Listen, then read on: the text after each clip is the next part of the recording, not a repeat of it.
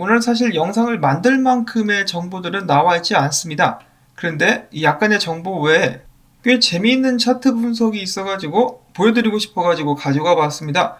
자, 먼저 이 법정 소송 관련된 약간의 업데이트 보도록 하겠는데요. SEC는 22일 문건을 통해서 리플사 측의 주요 변론 중에 하나인 SEC가 소송을 제기하기 전에 리플사로 하여금 법 위반 가능성에 대해서 사전에 마땅히 공지하지 않았다라는 부분에 대해서 이런 부분 같은 경우는 법적으로 근거가 없으며 변론으로 불충분하다. SEC가 증권법을 집행하기 전에 규정 또는 지침을 발행해야 된다는 리플사의 논리는 그 어떤 법률에서도 근거를 찾을 수가 없다. 이번 리플사의 변론이 받아들여진다면 기관이 어떤 사실에 대해 법률을 적용시킬 때마다 법 위반자들은 소송을 제기하기 전 기관이 침묵했다는 논리로 책임을 피하려 할 것이라고 이야기를 했는데요. 딱 이 부분만 본다면 그럴듯하지만 SEC 같은 경우는 무려 8년 동안을 방관만 했었죠. 그래서 그닥 설득력 있는 주장은 아닌 것 같습니다. 제가 봤을 때는. 그리고 더 나아가서 거래소들이 XRP를 상장하려고 했을 때도 말리지 않았죠.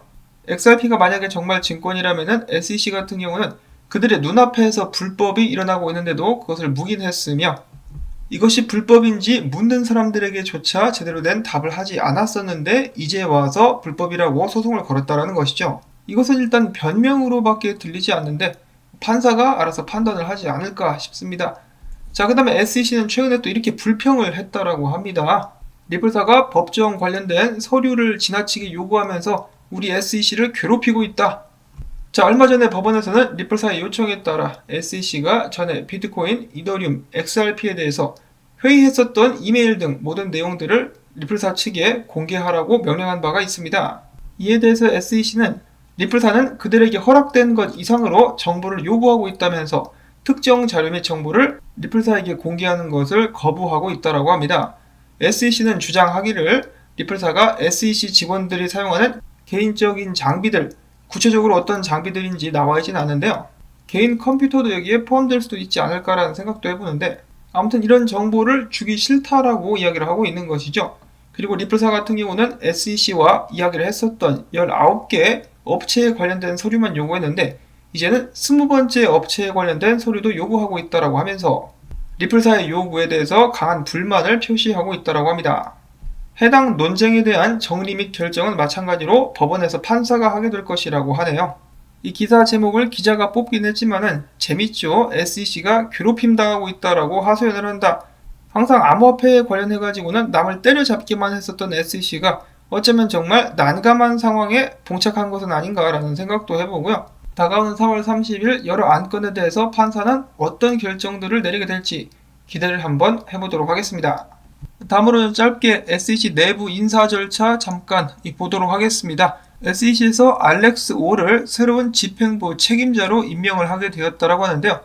알렉스 오 같은 경우는 뉴욕에 본사를 둔 법무법인에서 17년간 근무를 한 그러한 경력을 가지고 있다고 합니다. 그는 최근에 SEC를 떠난 마크 버거의 후임으로 임명이 될 것이라고 하는데요. 참고로 마크 버거 같은 경우는 그 전부터 리플사에 대한 기관의 획기적인 집행 조치를 주관한 장본인이라고 합니다. 그래서 마크 버거 같은 경우는 리플사에 굉장히 적대적이었었다라고 볼 수가 있겠는데 그 뒤를 이어서 알렉스 오가 임명이 되었다. 자, 과연 알렉스 오는 어떤 입장을 취할 것인가? 일단 게리 겐슬러의 명령에 따를 수밖에 없겠지만요. 어제 저도 잠깐 언급을 해드렸다시피 많은 사람들이 게리 겐슬러가 SEC 의장 자리에 앉게 되면은 소송에 관련해가지고 진전이 있지 않겠느냐라고 기대를 했었습니다. 그런데 아직까지는 소송이 지속적으로 진행이 되고 있다고 하죠. 단순히 게리 겐슬러가 앉았기 때문만이 아니라 정권이 바뀌었기 때문에 거기서부터 오는 뭔가 좀 긍정적인 변화도 있지 않겠느냐라고 기대를 하고 있었는데 일단은 좀 더 지켜보는 수밖에 없겠죠. 자, 아무튼 새로운 집행위원장으로 이 양반이 뽑혔다라는 소식이 나왔었고 그 다음 마지막으로는 이 재미난 차트 분석 가지고 와봤는데요.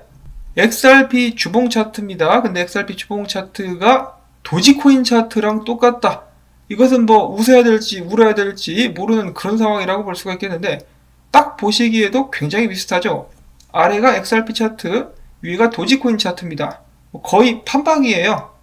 전에도 이런 식의 프랙탈은 많이 있었습니다만은 이 정도로 비슷한 프랙탈이 있었나? 근데 도지코인과 XRP가 비교를 당한다. 웃어야 될지 울어야 될지 참 난감한 그런 상황이라고도 볼 수가 있겠는데, 자, 도지코인 같은 경우는 여기 이 자리, 지금 XRP가 와 있는 자리라고 볼 수가 있겠는데, 여기에서 한 달여간의 축적 기간을 거친 후 크게 상승했었다고 합니다. 자, 과연 XRP는 도지코인과 마찬가지로 지금부터 축적 기간을 거친 후 크게 상승할 수 있을 것인가? 자, 물론 이런 프랙탈 차트 분석 같은 경우는 재미로만 보시면 될 것 같은데요. 웬만하면 저도 이런 분위기가 안 좋은 상황에서 공유를 안 하려고 했는데 너무 비슷하니까 참 재밌네라는 생각이 들어서 한번 가져가 봤습니다. 자, 그리고 이 분석을 한 사람이 이렇게 만약에 XRP가 도지코인 차트를 따라가게 된다라면은 당연히 전고를 뚫는 것이고 어디까지 가게 될 것이다라고 예측도 해놨는데요. 그 예측 가격가를 여러분들께 말씀을 드리기가 좀 힘들 것 같습니다. 가격대를 좀 높게 설정을 해놨더라고요. 그래서 전고를 훨씬 더 넘어간다라는 것 정도만 말씀을 드릴 수가 있겠습니다. 그리고 이것을 고지곧대로 믿어서도 안 되겠죠. 그냥 일종의 찌라시 정도라고 생각을 하시면 되겠습니다. 하루빨리 비트코인이 안정세를 찾을 수 있기를 바라보면서 오늘 영상은 여기서 또 마무리를 짓도록 하겠는데요. 오늘도 마찬가지로 이런 정보들이 여러분들께 도움이 되셨다 싶으시면은 토마토밭의 물주기 광고 영상 신청을 통해서 부탁을 드리면서 저는 다음에 새로운 소식 가지고 인사를 드리도록 하겠습니다. 안녕히 계십시오.